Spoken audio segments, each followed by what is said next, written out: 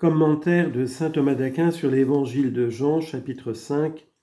Le Christ manifeste au monde sa divinité dans sa vie par les effets de sa grâce, les bienfaits apportés par la nouvelle naissance. Chapitre 5. Le don de la vie spirituelle. Le Seigneur a parlé plus haut de la régénération spirituelle.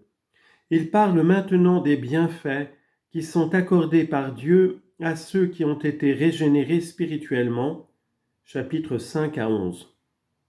Or, ceux qui sont engendrés selon la chair reçoivent 3 choses de leurs parents selon la chair: la vie, la nourriture et l'enseignement ou l'instruction. Ceux qui ont été régénérés spirituellement reçoivent également du Christ ces 3 dons: la vie spirituelle, la nourriture spirituelle et l'enseignement spirituel. Il est donc question ici de ces 3 dons. Celui de la vie spirituelle au chapitre 5, celui de la nourriture spirituelle au chapitre 6, celui de l'enseignement spirituel du chapitre 7 au chapitre 11. Pour traiter du don de la vie spirituelle, l'évangéliste rapporte d'abord un signe visible où se manifeste la puissance qu'a le Christ de donner la vie et de la restaurer, selon la coutume de cet évangile qui joint toujours à l'enseignement du Christ quelque action visible, se rapportant au sujet de l'enseignement, afin qu'à partir des réalités visibles, on connaisse les invisibles. Ensuite, il expose l'occasion qui permet au Christ de donner son enseignement. Enfin, l'évangéliste expose l'enseignement lui-même. Le miracle de Bethsaïde. Pour rapporter le signe visible, il décrit d'abord le lieu où le miracle a été accompli, puis l'infirmité, enfin le rétablissement de la santé. Le lieu où le miracle a été accompli. Après cela, il y avait une fête des Juifs et Jésus monta à Jérusalem. Or, il y a à Jérusalem la piscine probatique appelée en hébreu Bethsaïde, qui a 5 portiques. Sous ceux-ci gisait une multitude de malades, d'aveugles, de boiteux, de gens aux membres desséchés, qui attendaient le mouvement de l'eau, car l'ange du Seigneur descendait de temps en temps dans la piscine et l'eau s'agitait. Le premier qui était descendu dans la piscine après l'agitation de l'eau était guéri de quelque mal qu'il fût atteint. Le lieu du miracle est décrit de 2 manières, d'abord d'une manière générale, puis d'une manière précise. Le lieu pris d'une façon générale, c'est Jérusalem. C'est pourquoi l'évangéliste dit après cela, c'est-à-dire après le miracle accompli en Galilée, il y avait une fête des Juifs. Cette fête est la Pentecôte selon saint Jean Chrysostome, car plus haut l'évangéliste fait mention de la fête de la Pâque, lorsque le Seigneur était allé à Jérusalem. De nouveau donc, pour la fête de la Pentecôte suivante, Jésus monta à Jérusalem, car ainsi qu'on le lit dans l'Exode, il avait été prescrit par le Seigneur que tout individu mâle du peuple juif se présente dans le temple en 3 occasions de l'année, la Pâque, la Pentecôte et la fête des tentes. Exode chapitre 23 verset 17. En ces jours de fête, le Seigneur monta à Jérusalem pour 2 raisons. Pour ne pas paraître aller contre la loi, comme il l'avait dit lui-même, « Je ne suis pas venu abolir la loi, mais l'accomplir » Matthieu 5, 17. Et pour attirer à Dieu par ses miracles et son enseignement la multitude du peuple qui venait pour la fête. Selon ce que disent les psaumes, « Au milieu de la multitude, je te louerai » Psaume 108, verset 30. Et j'ai annoncé ta justice dans une grande assemblée. Psaume 39, verset 10.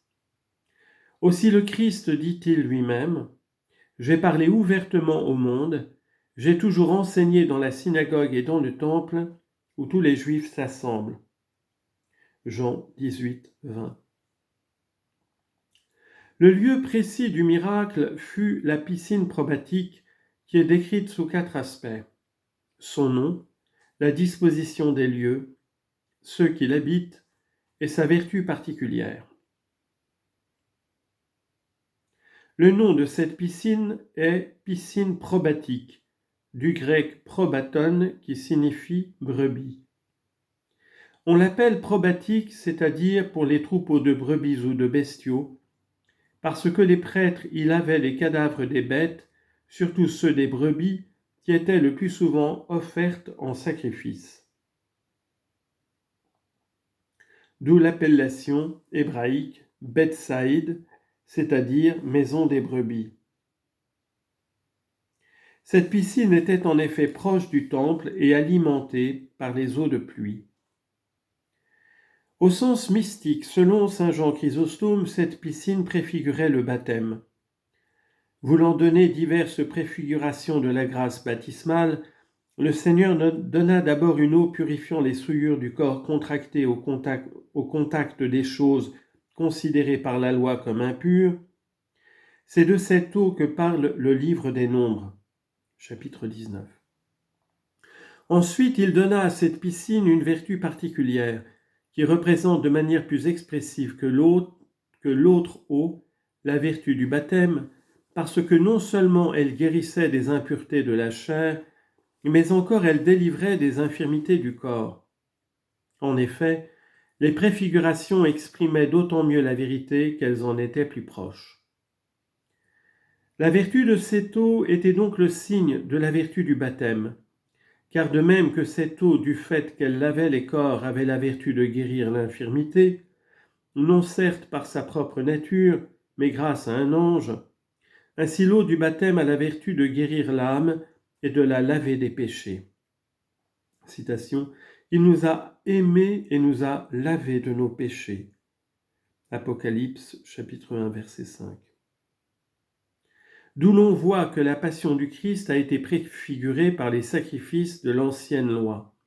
Citation, « Nous tous qui avons été baptisés dans le Christ Jésus, c'est en sa mort que nous avons été baptisés, car nous avons été ensevelis avec lui par le baptême dans la mort, afin que, comme le Christ est ressuscité des morts par la gloire du Père, nous aussi nous marchions dans une vie nouvelle. » Romains chapitre 6, versets 3 à 4.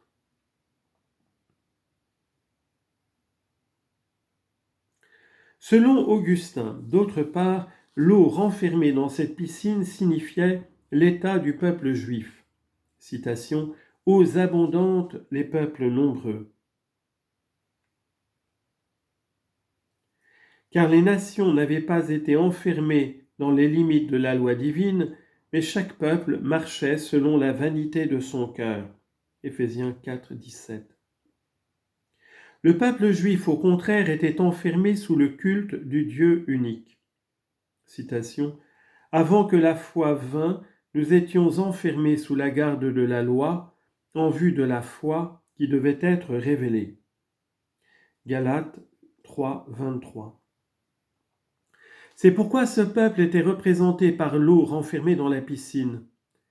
Et celle-ci est appelée probatique parce que les Juifs étaient d'une manière spéciale les brebis de Dieu. Citation, « Nous sommes le peuple de son pâturage et les brebis de sa main. » Psaume 94, verset 7. La piscine est décrite maintenant sous un autre aspect, celui de la disposition des lieux. Elle avait 5 portiques à son pourtour, afin que les nombreux prêtres puissent s'y tenir facilement sans se gêner pour laver les cadavres des bêtes. Au sens mystique, ces 5 portiques, selon saint Jean Chrysostome, signifient les 5 plaies du Christ, dont il est dit plus loin, citation, « Mets ton doigt ici et vois mes mains, avance ta main et mets-la dans mon côté. » Jean chapitre 20, verset 27. Mais selon Augustin, ce sont les 5 livres de Moïse. La piscine est ensuite décrite du point de vue de ceux qui l'habitent. Sous ces portiques gisait une multitude. Au sens littéral, il y a multitude du fait du rassemblement de tous les infirmes à cause de la vertu de l'eau. Celle-ci ne guérissait pas de manière continue, ni plusieurs à la fois, il était donc inévitable qu'un grand nombre reste là en attente. Au sens mystique, selon saint Augustin, cela signifie que la loi ne pouvait pas guérir les péchés. Citation, « Il est impossible que les péchés soient effacés par le sang des taureaux et des boucs. » Hébreux chapitre 10, verset 4. Elle les montrait seulement, citation, « La loi donne seulement la connaissance du péché. » Romains 3, 20. Sous ces portiques gisaient donc des malades aux infirmités diverses et incurables. Ces malades sont décrits de 4 manières. D'abord par leur position, ils gisaient prostrés, c'est-à-dire collant par leur péché aux choses de la terre. Celui qui gît colle en effet à la terre partout lui-même. Citation, « Il en eut pitié parce qu'ils étaient accablés et prostrés comme des brebis sans berger. » Matthieu chapitre 9, verset 36. Les justes, eux, ne gisent pas, mais ils se tiennent dressés vers les réalités célestes. Citation, « Eux, les pécheurs, se sont trouvés liés et sont tombés parce que nous, les justes, nous nous sommes relevés et nous nous sommes dressés. » Psaume 19, verset 9. Ensuite, par leur nombre qui est grand. Citation, « Les pervers se corrigent difficilement et le nombre des insensés est infini. » Qoélette, chapitre 1, verset 15. Autre citation, « Large est la porte et spacieux le chemin qui mène à la perdition, et ils sont nombreux ceux qui s'y engagent. » Matthieu, chapitre 7, verset 13.